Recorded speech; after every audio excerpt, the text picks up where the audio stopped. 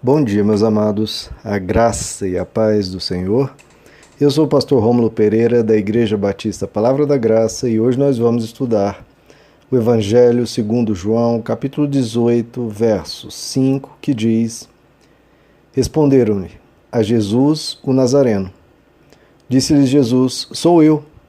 E Judas, que o traía, estava com eles. Bom, queridos, aqui o grupo de soldados respondem à pergunta de Jesus, né? A quem buscais? Essa foi a pergunta de Jesus e eles respondem: nós estamos em busca de Jesus, o Nazareno. Bom, e veja que Jesus se apresenta. Ele não se esconde, ele não busca sair correndo, nem nada disso. Ele se apresenta: sou eu, estou aqui presente. Bom, nós vemos aqui, queridos, que Jesus nos dá um exemplo de humildade diante do sofrimento. Veja que a imensa maioria, mesmo dos cristãos, se tornam arrogantes, se tornam revoltados, se tornam céticos, quando passam por algum tipo de sofrimento, de algum tipo de injustiça. Culpam a Deus, reclamam da vida, murmuram, chutam o balde, dizem: não valeu de nada a minha santidade, não valeu de nada eu ter buscado a Deus, e a pessoa simplesmente vira as costas e abandona. Ou seja, o que é conhecido como fidelidade não existe. Porque fidelidade é demandada, não é no momento da alegria. A fidelidade é demandada no momento do sofrimento, do problema, da dificuldade. Então, fidelidade é algo que tem desaparecido. E aqui Jesus demonstra a sua fidelidade para com Deus e a sua submissão também. Então, veja, se a realidade bate a nossa porta com problemas e dificuldades, isso não é um motivo para abandonar a Deus. Pelo contrário, é um motivo para você se agarrar nele, porque como a palavra nos diz sobre Deus, Ele é o nosso refúgio, Ele é a nossa torre segura. É o momento de estarmos com Ele. Ele nunca prometeu, isso é uma coisa que pessoas inventam, o ser humano inventa, mas Ele nunca prometeu que nós passaríamos nessa vida ilesos. Não. O que nos é prometido ficarmos ilesos é na eternidade. Por isso que Ele promete: olha, lá não haverá mais choro, nem sofrimento, nem morte. Agora, enquanto estivermos aqui, haverá choro, sofrimento e morte. Tanto em relação a nós, quanto em relação às pessoas que amamos. Nós, obviamente, veremos pessoas ao nosso redor falecendo. Seja de maneira natural, seja de maneira mais trágica, num acidente. Seja de uma maneira rápida, seja de uma maneira lenta. Isso virá de todos os tipos, de todas as maneiras, sobre todos nós. É o que Jesus diz: neste mundo de pecado, vós tereis aflições. Não é alguns de vós, são todos vós. Não é pode ser que você passe por aflições. Não, você vai passar. Isso é o que Ele está te garantindo e é algo que a realidade demonstra para nós o tempo todo. Tem que ser muito cego e muito ignorante para não ver isso. Então, não interessa se a pessoa é cristã ou não, se é o ateu ou o mais devoto, todos passarão por sofrimento. Isso Jesus garantiu. Agora, veja só, Jesus, ele se apresenta para tomar o cálice inteiro do sofrimento. Nós, em geral, tomamos apenas pequenos goles, mesmo que sejam muito amargos às vezes, mas é muito inferior ao que Jesus sofreu. E veja, há uma diferença imensa ao que nós sofremos e o que Jesus sofre, né? Porque Jesus foi o único que sofreu como inocente.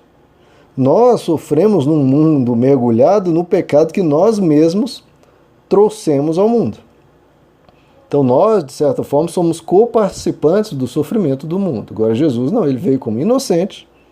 E mesmo como inocente, ele se submeteu a isso, a essa realidade. Sem murmurar, sem acusar, sem se rebelar, sem ficar cínico, nem nada disso. E veja que ele poderia optar por não sofrer. Mas ele decidiu vir aqui, passar por essa realidade e falar para nós: dá para passar sem se amargurar, sem se envenenar, sem ficar acusando todo mundo. Por que dá? Porque, como diz o apóstolo Paulo, nossa leve e momentânea tribulação não há de se comparar com o eterno peso de glória que nos está reservado. Então, veja que o apóstolo Paulo passou por as tribulações mais terríveis. E ele diz, olha, isso, se for comparado, não é que é leve e momentâneo, mas se for comparado com o eterno peso de glória, isso é leve, isso é momentâneo. Porque a glória que nos é prometida é eterna.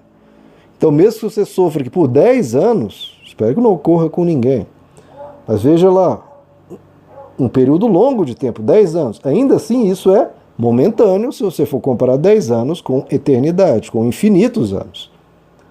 E é leve, por mais que seja uma dor extrema, é leve se comparado ao que nos está reservado, que a mente humana, como está escrito, não pode sequer conceber o que nós viveremos lá. Então, na verdade, o que nos reserva, o que é chamado, entre aspas, de morte, é a passagem para o gozo eterno e maravilhoso.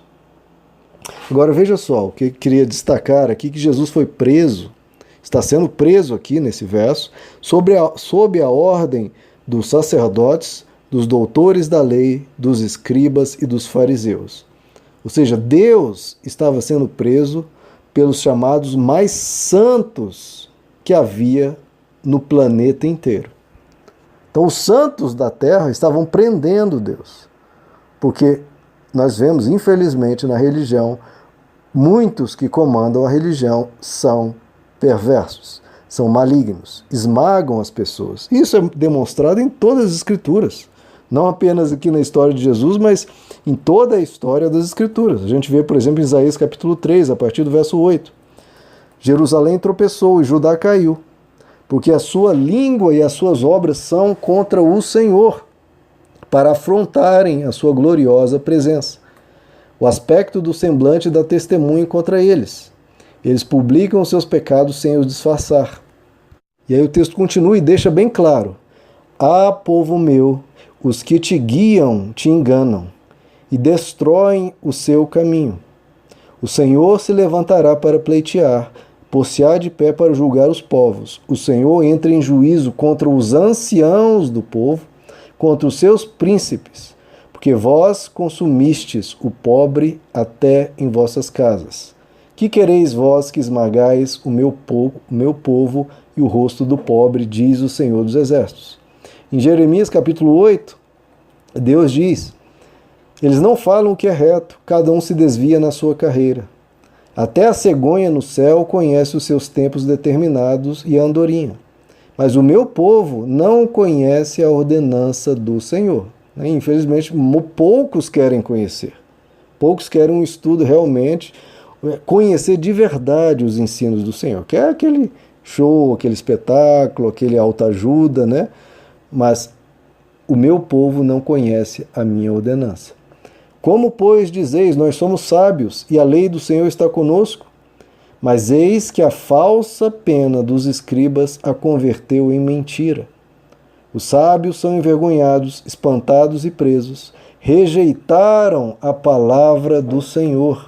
Que sabedoria, pois, têm eles? Porque desde o menor até o maior, cada um, olha só o que ocorreu e que é o que ocorre hoje.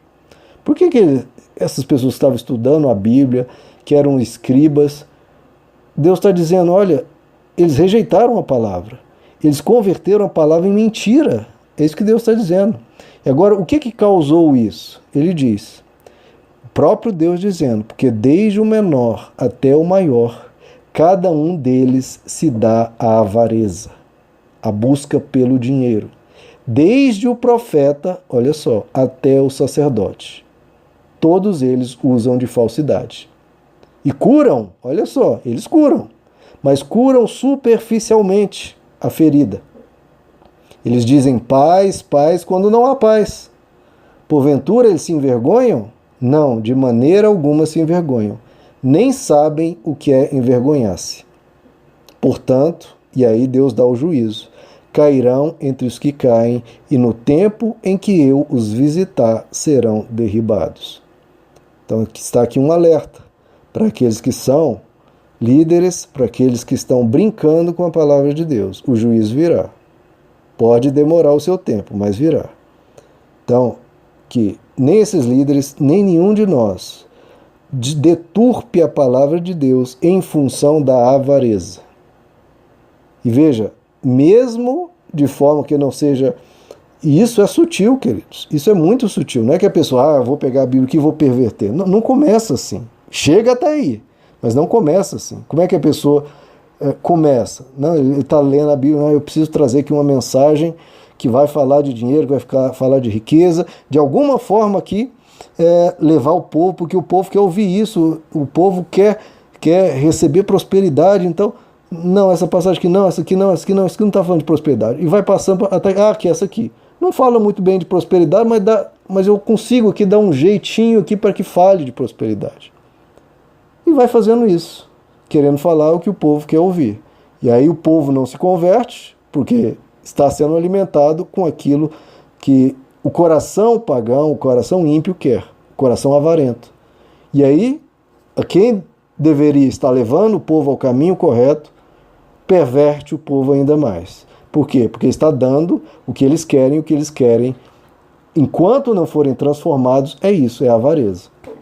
E está aqui o juízo de Deus, desde o menor até o maior, cada um deles se dá à avareza, desde o profeta até o sacerdote. Não busquem isso em mim, não busquem isso no Evangelho, não encontrarão nenhum nem outro. Leiam o Novo Testamento, veja quantas vezes fala de prosperidade. Lá se ensina Deus. Se não há em você interesse por Deus, o teu lugar não é estudar o Novo Testamento. Se o teu interesse é por Deus, você vai encontrá-lo em abundância. Agora, se for avareza, se for dinheiro, for prosperidade, não é aqui. Vai encontrar, mas de maneira no seu lugar. A prosperidade no seu lugar, como um fator secundário. A busca espiritual é por plenitude em Deus. É isso que o Evangelho ensina. Nem só de pão vive o homem. Se tentar se alimentar só de pão, como os ricos, acontece com os ricos, eles se suicidam, se matam, mesmo tendo dinheiro em abundância, porque isso não preenche. Se juntar ali mil pepitas de ouro, isso não preenche o coração de ser humano algum. É claro que nós precisamos para pagar as nossas contas e para viver razoavelmente bem e dignamente. Mas esse não pode ser o foco da vida do ser humano. Então, que a gente se converta ao Evangelho, a conhecer os ensinos, os princípios e conhecer a Deus. Porque essa é a vida eterna, que te conheçam, ó Senhor. Isso está escrito. Isso sim. Meus amados, que a gente possa voltar o coração para Deus. Que Deus lhes abençoe. A graça e a paz do Senhor.